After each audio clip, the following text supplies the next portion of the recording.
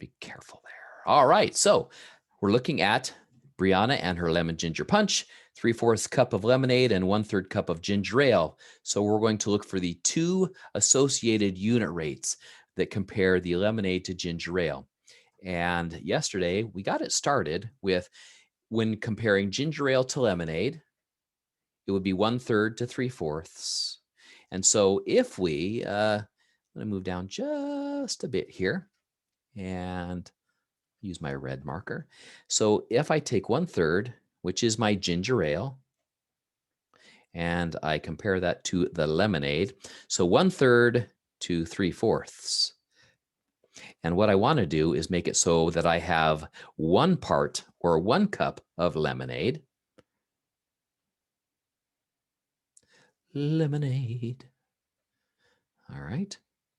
How much ginger ale would that take? Well, I have to convert my 3/4 to make it 1 cup. So I would, if I take 3/4 and I, because it's a fraction, I would divide by 3/4. But since dividing is multiplying by the reciprocal, remember, then what I'm going to do is multiply by the reciprocal of 3/4, which is 4/3. So if I do that in the denominator, I've got to do that in the numerator as well. Dividing by 3/4 is multiplying by 4/3. And now I multiply straight across. 1 times 4 is 4, and 3 times 3 is 9. So I would need 4/9 of a cup of ginger ale to have to every 1 cup of lemonade. So that's 1 unit rate. Okay. Now we're going to need the unit rate for the other, where we are comparing the lemonade to the ginger ale. So again, let me change colors here. We'll go to, how about blue? Why not? Blue seems good. So now we're comparing lemonade to the ginger ale.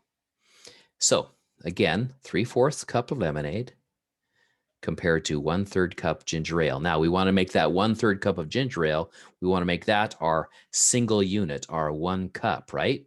So how do we get 1/3 and make it 1 cup? Well, 1/3 divided by 1/3 would make 1, but remember what division is when we're talking about fractions. It's multiplying by the reciprocal. So we are going to multiply by 3/1. 1 times 3 is 3. 3 times 1 is 3. 3/3 is 1 cup. So if we do that down there, we also have to do it up here in the numerator. So we multiply 3/4 times 3. 3 times 3 is 9. And 4 times 1 is 4. So 9/4, if we make that into a mixed number, 4 goes into 9 2 times, which is 8, means we would have 1 left. 2 1/4 cups of lemonade, right? Lemonade to 1 cup. I'll have to just abbreviate that, of the ginger ale, if my pen will write. There we go. The ginger ale. There. So those are our two unit rates. For every 1 cup of lemonade, you need 4/9 of a cup of ginger ale. For every 1 cup of ginger ale, you would need 2 1/4 cup of lemonade. So remember, to find a unit rate, one of those units has to be a 1. And as a matter of principle, I always make it the denominator. I make that one the 1. And it just makes life easier to say, all right, I have this much per this 1, this much per this 1. Okay? How are we doing so far? Doing all right? You guys getting along okay? If you have any questions, remember, if you have a question, just type a question mark into the chat and I will pause everything and respond to your question. Okay? So now, moving on from question number 3, we have to go to question 4, which says, if Brianna has 8 cups of lemonade, 8 cups, How many cups of ginger ale does she need? So let's remember what we're doing here. If we go back up to the top, remember that's 8 cups of lemonade. So let me scroll back up. So 1 cup of lemonade, you need 4/9. So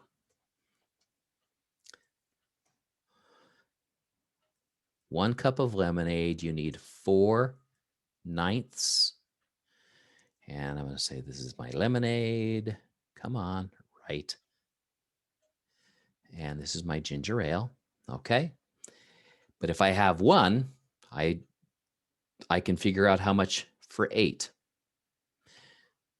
Because how do I take 1 and make it 8? Well, I multiply by 8. I'm increasing my recipe by a scale factor of 8. So then what is, if I do that down there, I have to do that up here also. But I'm going to make that a mixed or an improper fraction, 8/1. So 4 times 8 is 32. And 9 times 1 is 9.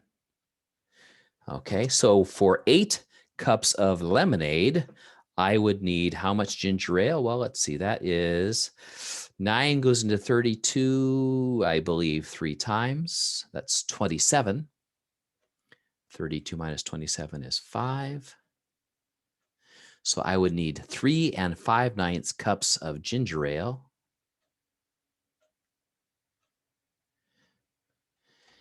For 8 cups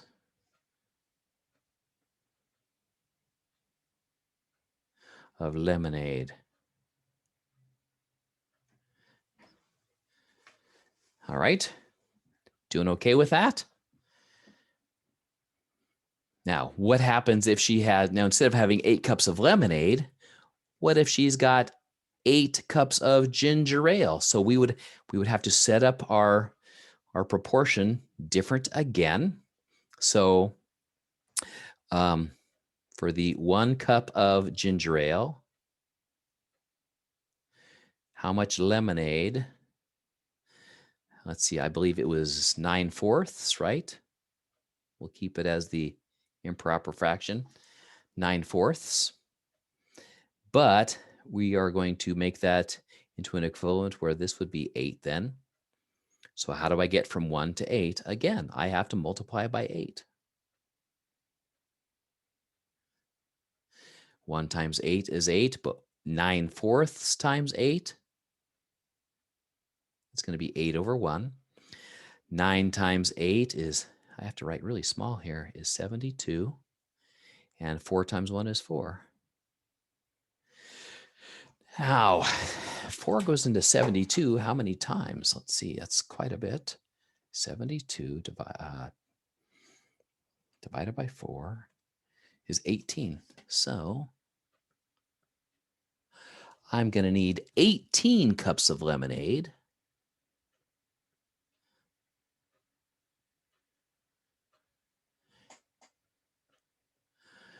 for 8 cups of ginger ale.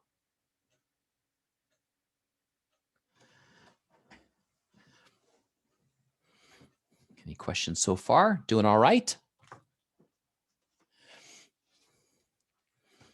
Okay, well, then, oh my goodness, what have I got going here? It looks like I decided that we didn't need to take a closer look at this one, and that may very well be. Let me see what my question here is. I'll just take a quick peek here. Is it not going to let me do that? Oh, there we go. All right. Well, it says Kevin. Oh, hey, Kevin. Look, Kevin can walk 2/3 of a mile in 2/5 of an hour. And it says that he lives 1 mile from his school. So we're going to use this information to complete the statements. Yeah, we can do this. We have time for this. So let's take a look at Kevin's situation. Now, remember, here's our rate, 2/3 of a mile in 2/5 of an hour. So we're going to find out how much he can walk in 1 hour And how far is it from school? Well, 1 mile. So we have to find the two different unit rates. That's what we're looking at here. So let's take a look at the first one. First of all, for that 1 hour, how far can he walk in an hour? So he can walk, uh, there we go, 2/3 of a mile in 2/5 of an hour. And so we want to find out how many miles can he walk in 1 hour? So remember, this is hours and this is miles. So in 1 hour, how far? Well, let's see. To take 2/5 and make it 1, we have to divide by 2/5, which is multiplying by the reciprocal of 5/2. And if we do that there, we have to do it up here as well. So 2/3 times 5/2. 2 times 5 is 10, and 3 times 2 is 6. And we can simplify that. They can both be divided by 2. So that 10 divided by 2 is 5. 6 divided by 2 is 3. So 5/3, but we can take that and simply turn that into a mixed number. 5/3, 3 goes into 5 one time with 2 left over. So evidently he can walk 2/3 of a mile in 1 hour.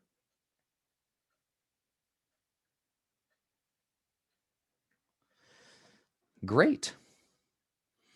Now, what about if we want to find out how long it will take him to walk to school?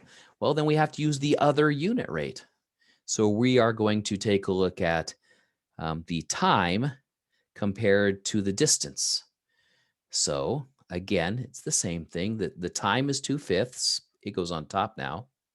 And the distance is 2/3.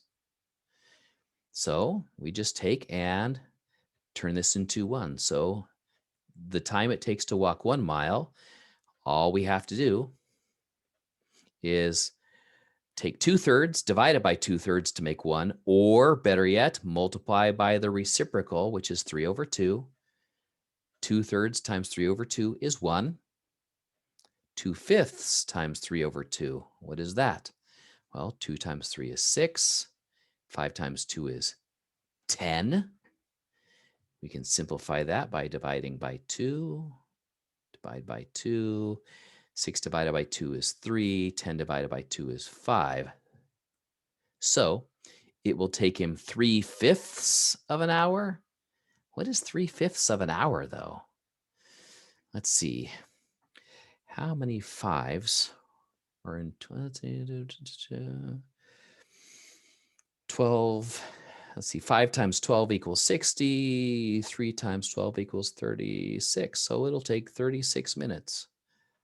But I don't think that was one of our options, so it doesn't really matter. Whoops, there we go. So it'll take 36 minutes for him to walk 1 mile.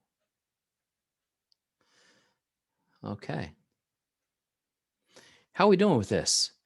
Now, unit rates, when we were doing it before, when we were just talking about miles per gallon and, miles per hour and things like that, it was easier than when we're dealing with these fractions. The only thing you have to remember about fractions is that when you divide a fraction, you have to multiply by the reciprocal, because that's what division actually is.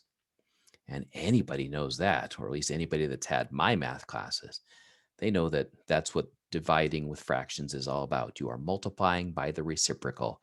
And that just means turning that fraction upside down and then multiplying. Okay. So there you have it. We are at the end of topic 2, block 4. And so I will make sure that this gets put into an assignment and put it into Teams for you so that you can get it done as soon as possible and get it turned in for credit. Make sure to complete the forms document that goes along with. All the questions will be just as you see them here. So no worries. I'm with that. Let's see. I'm going to stop the recording.